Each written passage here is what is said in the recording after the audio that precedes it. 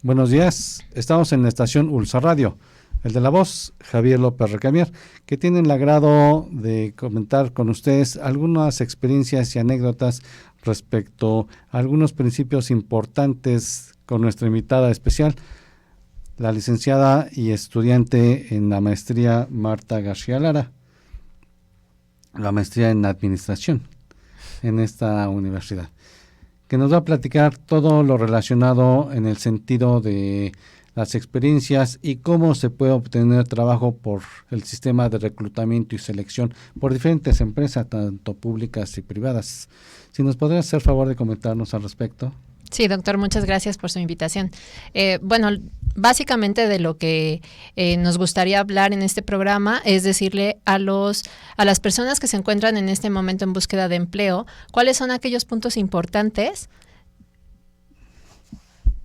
¿Cuáles son aquellos puntos importantes en los que una persona cuando es candidato quiere asistir a una entrevista?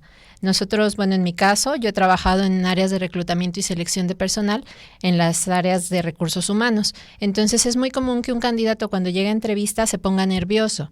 Entonces, aquí lo que les recomendamos o la recomendación principal, pues es que estén tranquilos, que sobre todo que hayan preparado lo que van a decir, que es su trayectoria de vida, pero no tenemos que exagerar en una entrevista, no tenemos que estar ansiosos o nerviosos, simplemente con que sean ellos mismos, pues eso habla muy bien en el momento en el que una persona la está entrevistando. Otro aspecto importante pues es que su currículum sea un currículum presentable, que tenga aspectos importantes como por ejemplo en dónde ha trabajado. Muchas veces no nos da tiempo a las personas que reclutamos de revisar un currículum tan largo, entonces si tenemos 15 o 20 páginas va a ser muy complicada una entrevista. Fíjate qué interesante lo que ahorita comenta la licenciada. El currículum debe ser lo más preciso y conciso posible. ¿Cómo de cuántas hojas considera usted prudente que sea? Máximo 4. Máximo 4, yo diría que es ideal cuando tenemos 2, sobre todo porque nos enfocamos en los últimos empleos que ha tenido esa persona, cuáles son las actividades o responsabilidades principales que ha tenido y cuáles son sus áreas de interés. Entonces, con eso básicamente una empresa o cuando se quiere cubrir una vacante, nos damos cuenta si cubre o no cubre con las expectativas del puesto que esté en ese momento. Claro, y sobre todo también, no sé si esté de acuerdo con usted, respecto a las experiencias, respecto a la movilidad laboral que ha tenido, y bueno, pues obviamente de primer impacto, por supuesto, es bien importante el grado académico que tenga, de escolar me refiero, y también es muy, muy importante la dirección, porque en muchas empresas pues resulta que la movilidad de donde trabajas a donde vives, pues obviamente es media vida, ¿no? Claro. Entonces también es importante que focalicen esas características respecto a que no sea tan larga la trayectoria para poder. Y también las empresas ven eso, ¿no? Sí, es un aspecto importante porque el trabajador tendría un tiempo para estar con su familia o con actividades de su interés fuera de lo laboral, y el tiempo de traslado, bueno, pues al final es un factor importante que repercute en si ya hizo 2 horas de camino, bueno, pues cuando llegue al trabajo ya su jornada apenas va a iniciar, ¿no? Sin embargo, bueno, por una parte sí, eso es lo ideal, y cuando nosotros trabajábamos esta parte, lo que buscábamos era ubicar al candidato, si tenemos una empresa grande, pues colocarlo en la sucursal que mejor le convenga respecto a su área de trabajo. Esa es una. Y la otra, los periodos laborales de una persona sí son importantes porque eso nos habla de estabilidad. Si yo duré 3 meses en mi último trabajo, bueno, pues ahí se analiza por qué duré 3 meses, cuáles fueron los motivos de mi cambio, o a lo mejor yo vivía muy lejos, ¿no? Y determiné salirme, pero normalmente pues sí establecemos si una persona ya tiene 5 años en un trabajo, pues nos habla de una persona normalmente responsable, claro, ¿no? Que tiene una continuidad y que al final sabemos que no nos va a dejar el trabajo en cualquier momento. Claro, y también es algo bien importante que vaya focalizado conforme las características de la persona, me refiero a escolaridad, porque bueno, pues digamos que un administrador no va a ser médico, ¿no? Uh-huh. O no va a ser psicólogo, o no va a ser ingeniero, simplemente cada quien conforme al grado de especialización que tiene. Si siempre toda tu vida has sido vendedor, pues obviamente vas a un área de ventas, uh-huh, tampoco es que te mueva la industrialización, ¿no? A la producción en general. Uh-huh. Eso nosotros lo manejamos como perfil del puesto y lo que buscamos es que el candidato que estamos entrevistando pues tenga el perfil adecuado o idóneo claro. a las necesidades o características que en ese momento tiene la empresa para contratar. Claro. Y los interesados en buscar algún trabajo, ¿en dónde generalmente pueden ubicarse? Bueno, ahora ya a través de los medios electrónicos o de toda esta gama de posibilidades que tenemos a través de las páginas de Facebook, de Twitter, de LinkedIn, ¿no? Hay muchísima bolsa de trabajo en donde nosotros nos podemos meter a buscar, ¿no? O incluso en las páginas de las universidades, en diferentes sitios. O en las empresas mismas hay un apartado, sobre todo en línea, que te dice buscas empleo, ¿no? Claro. Y entonces mandas ahí tu información. Y si no encuentran, ¿tú qué les aconsejarías? Si no encuentran en ningún sistema o si ningún sistema les llama, porque finalmente pues, tienen ciertos procesos y nunca le llaman ni nunca buscan a esta persona interesada, ¿qué les aconsejas que tengan que hacer? Bueno, podrían ir directamente a la empresa, claro. ¿no? Entonces ahí Tocar tendrían puerta, que llevar, ¿no?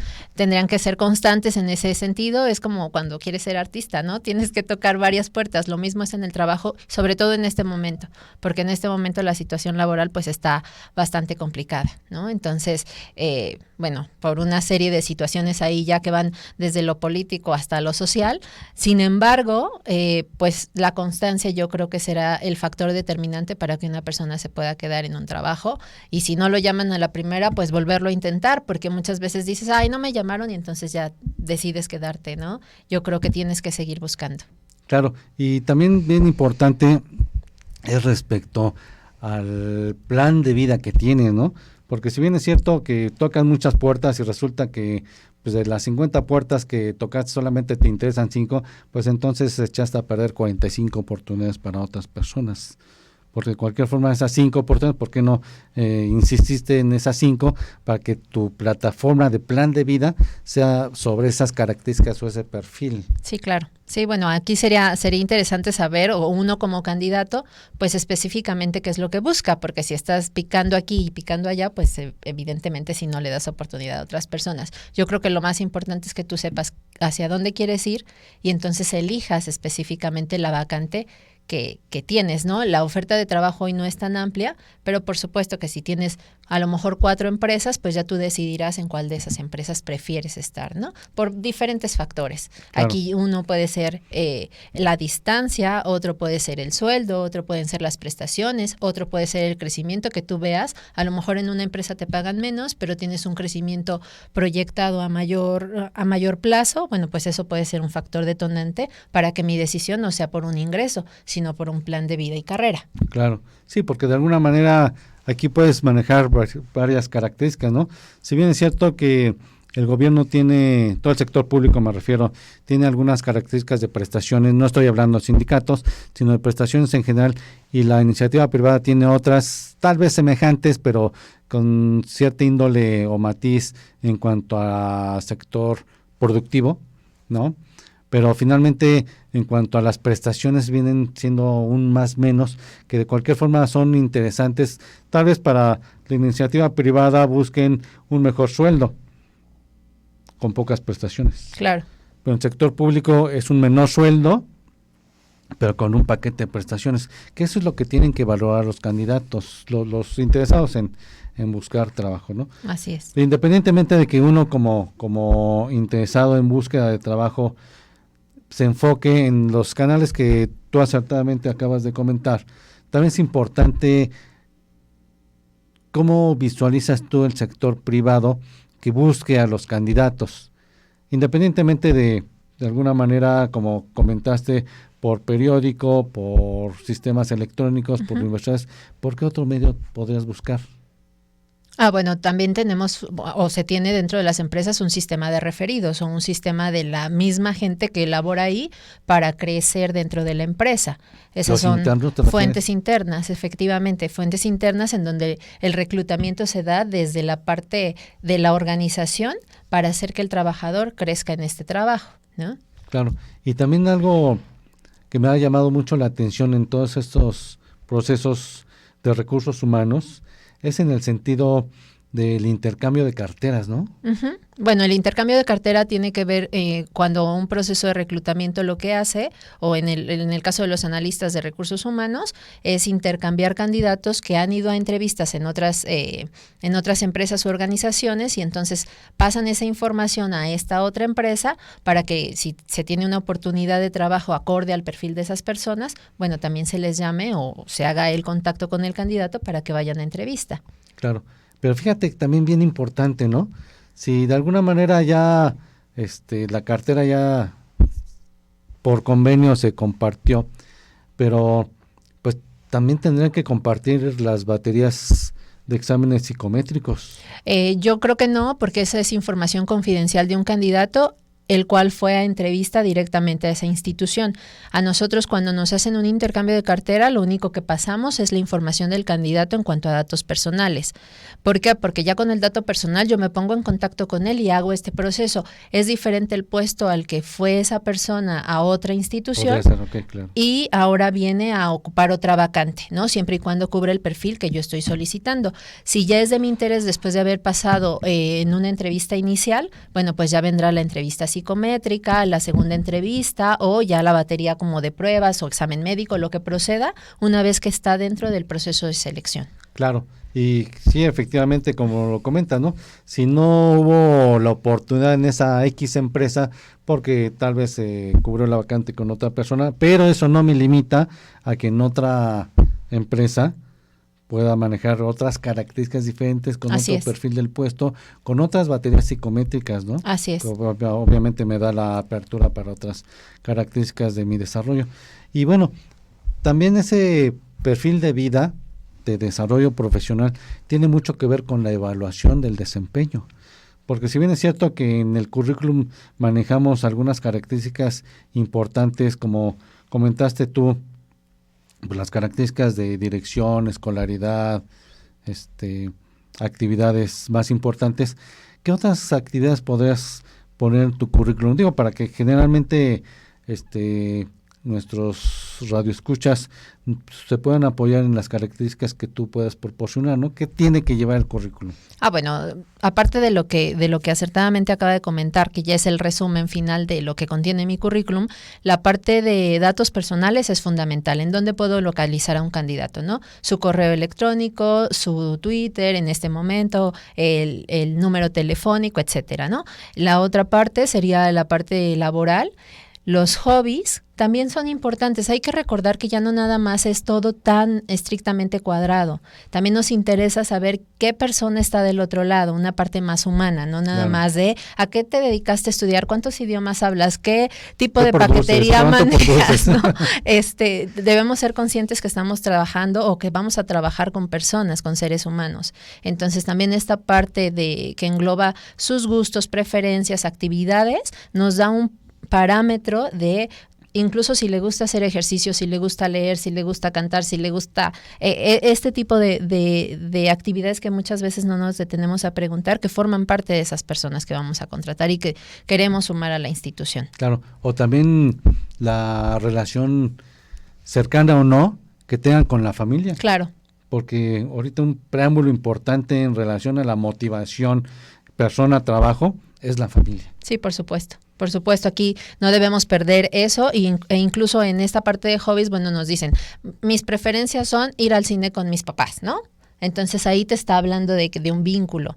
Pero bueno, son una serie de factores que no nada más los vamos a encontrar en una entrevista. Si es un primer candidato y la invitación sobre todo era para esas personas, pues que en el momento de la entrevista tiene que proyectarse esto, porque la entrevista a veces tiene que ser muy rápida, no podemos tener tanto tiempo para entrevistarlo y saber quién es y qué hace y demás, sino que es una etapa o es un proceso en el cual viene entrevista, después hace exámenes, a lo mejor regresa a otra entrevista o tengo que hacer una entrevista más profunda. Entonces el primer filtro es esa inicial en la cual recomendamos que las personas estén tranquilas, estén seguras de sí mismas, que vayan vestidos formalmente, por ejemplo, a veces llegan a entrevista y pues dices, híjole, a lo mejor te hubiera contratado porque eres muy bueno, pero esta primera impresión que tienes que proyectar en el empleo, pues es importante. Sí, ¿no? La imagen es importante. Sí, no lo es todo porque sí es interesante resaltar que no lo vamos a contratar por cómo está vestido. Claro. es todo un proceso, pero ese es un punto adicional que podría tener entre escoger a un candidato por las mismas habilidades y características que tuvo, pero vino con una presentación diferente, ¿no? Entonces, ahí son cosas que tendríamos nada más que valorar. Claro, sí, también depende la escolaridad que tengas, ¿no? Sin menospreciar, no ofender a nadie, pero finalmente hay unos que tienen licenciatura en ingeniería que, pues a lo mejor no están acostumbrados a traer traje y corbata, ¿no? Uh-huh. Bueno, ahí nosotros cuando hacemos un análisis del puesto, pues ya definimos de qué carreras y demás y sabemos más o menos el perfil que nos va a llegar. Entonces, el reclutador lo que tiene que hacer también es ser sensible de qué vacante es la que va a cubrir. Sí, efectivamente, porque, pues bueno, si bien es cierto que los abogados como que generalmente tenemos un perfil, cada carrera tiene un perfil en cuanto a la presentación, imagen, pero pues un ingeniero si va generalmente con traje, corbata, con su moñito y toda la cosa, pues a lo mejor ni lo contraten. Claro, ¿no? Bueno. Porque ahí es ingeniero, pero de escritorio o de producción, habría que ver obviamente hacia dónde tiene la vacante. Sí, efectivamente, aquí lo que tenemos que tener en cuenta y no perder de vista es qué puesto es el que vamos a cubrir. Y lo vamos a cubrir ya sea con el candidato ideal, después de haber seleccionado. Esto es un proceso justamente de selección en donde tuvimos a varios candidatos y el mejor candidato, el que se haya desarrollado mejor durante la entrevista, que tenga los mejores exámenes, que es una serie de puntos, digamos, que va cubriendo el candidato cuando quiere ocupar una vacante. Entonces, nuestro trabajo, pues sí, es seleccionar a la mejor opción. Claro, y también dentro de esa selección, ese análisis que hacen el personal de Departamento de Recursos Humanos y específicamente de Reclutamiento y Selección, también es el plan de vida, ¿no? Porque finalmente, ¿cuál es tu plan de vida? Bueno, pues estar aquí en esta vacante por un año y después irme a otra y después ir creciendo, que estoy de acuerdo con el crecimiento, pero no con tanta movilidad, ¿no? ¿Cómo ven ustedes los de Recursos Humanos este parámetro? Pues yo creo que es importante que sea un crecimiento para la persona que está buscando trabajo, pero que esa persona se quede con crecimiento dentro de la institución. Y eso nos toca a nosotros cuando estamos en una empresa, pues establecer un plan de vida y carrera para esa persona, para que si lo estamos capacitando, si lo estamos preparando, si ya lo integramos a la organización, pues que no se nos vaya en un año, porque ¿por qué se va? Pues se irá por una mejor oferta. Entonces lo interesante será que nosotros dentro de una organización busquemos mantener al mejor talento, pero que ese talento se quede satisfecho y no busque otra opción porque lo tiene dentro de esta institución. Eso yo creo que ya es un proceso que nos tiene que tomar a nosotros, esta conciencia de cómo elaboro este plan de formación para esta persona y que se quede en mi institución y que no busque una mejor oportunidad o que crezca tanto en mi empresa que ya no se pueda desarrollar más, pero después de una carrera 15, 20 años, claro, o 10, ¿no? Al menos. Entonces ya se quedó este tiempo con nosotros y ya se va, y eso también se vale, que se vaya a un lugar en donde ya yo no le pueda dar, pero no a los 6 meses. Sí, estoy totalmente de acuerdo contigo. Sí, solo sí. Insisto, sí, solo sí, el área de recursos humanos hace su trabajo. Sí. Así tal como lo estás manejando. Porque en muchas ocasiones ni siquiera saben las características del puesto, porque sin hablar mal del sector público, pero muchas ocasiones son esta persona entra bajo cualquier perfil y entra en la vacante X, ¿no? Bueno, eso sería un punto desfavorable para la empresa porque estamos metiendo gente que no está preparada o gente que no va a cubrir las expectativas de ese puesto. Entonces ahí pues se da, por supuesto que se da, pero yo creo que eso va en decremento de la propia institución. Y ahorita, no sé si esa aplicación, en cuanto dije en el sector público, también aplica en el sector privado. No necesariamente, el sector privado normalmente, no? Yo creo que no. ¿Sí? Yo creo que mucho menos. Generalmente no. Mucho menos, ok. Estoy totalmente de acuerdo, mucho menos, pero sí se da. Sí, sí se puede dar. Sí, aquí la diferencia es que en el sector privado yo creo que mucho más rápido dejará de pertenecer a esa empresa, claro, porque la iniciativa privada lo que busca es cumplimiento de objetivos. Y si una persona no está preparada para eso, pues esa misma persona, uno se va a frustrar y va a dejar el trabajo muy rápido, ¿no? A que llegue un candidato que sí cubra con las necesidades de esa institución, que no puede estar perdiendo dinero como lo hace el gobierno federal. Claro, sí, estamos totalmente de acuerdo que finalmente el que me recomienden, bueno, gracias, por apoyarme, pero de cualquier forma tengo que cumplir con objetivos y metas. Claro, ¿no? claro. Y en la iniciativa privada o cumples con los objetivos y metas, o a la primera evaluación del desempeño te dan las gracias porque por supuesto no cumpliste con objetivos y metas, ¿no? Sí. Y de cualquier forma, la evaluación del desempeño no tan solo, o sea, sí, pero no tan solo te evalúa la producción, sino también te evalúa tu personalidad. Así es, porque, por ejemplo, en el caso de la evaluación del desempeño, la realizas o te la realiza tu jefe inmediato que sí mide o que sí valora el trabajo que realizaste durante el periodo que estás, pues en ese periodo de evaluación. Otra parte importante es un par, que es con quien no tienes relación directa en cuanto a actividades laborales, pero que sí tiene esta relación de trabajo cercano. Y una autoevaluación que tú también realizas dentro de tu institución. Entonces, bueno, normalmente esa sale muy alta, pues porque es tu propia percepción de cómo has hecho el trabajo. Sin embargo, está la valoración de tu jefe inmediato y de un par, ¿no? Con esto, y también te valora una persona, en el caso de responsabilidad, que haya trabajado contigo. Es decir, de un subalterno. Entonces, es interesante que no nada más es tu percepción o la de tu jefe, sino de las personas que están bien o que están trabajando directamente contigo, o en una posición horizontal. Claro, y también un nuevo programa de evaluación del desempeño es el 360 grados, que se conlleva como que mayor formalidad y de mayor impacto, porque obviamente vamos a que nos evalúe un externo. Claro, claro. Ahí, pues evidentemente hay muchísimas evaluaciones que se pueden realizar. Aquí tendríamos que estar viendo, la vacante que está ocupando esa persona y la proyección que va a tener. A lo mejor si es una dirección, pues vamos a pruebas todavía muchísimo más elevadas, ¿no? Claro. Dependerá la vacante o el puesto que estemos ocupando. Claro, pues muy interesante todo lo que nos está contando usted, licenciada en Psicología Marta García Lara y estudiante en esta universidad en la maestría de Administración. Agradecemos mucho su participación, sus sabios y expertise consejos en esta materia de recursos humanos, y por supuesto le invitamos nuevamente a unos continuos entrevistas que por supuesto la vamos a seguir convocando. Muchas gracias. Muchas gracias a todos, que pasen excelente día.